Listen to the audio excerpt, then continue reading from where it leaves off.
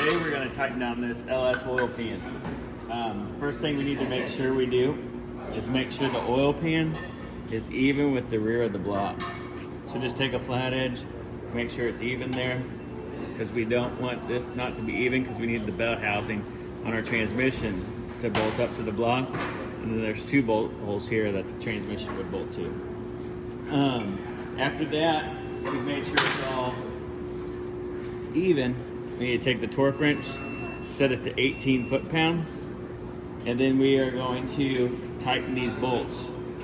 All the bolts on the oil pan are 18 foot-pounds except for these rear 2.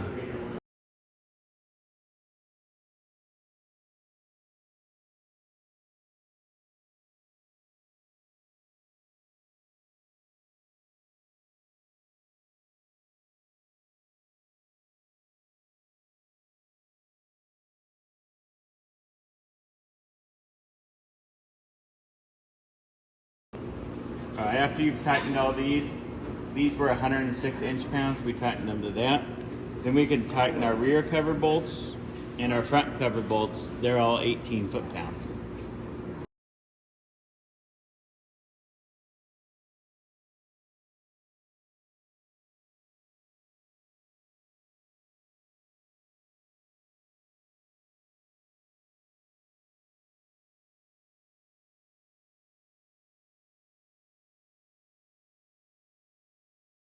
All right, once we get our oil pan torqued, our front cover and our rear cover torqued, we're going to be putting on our balancer. So next video, we'll be putting on the balancer.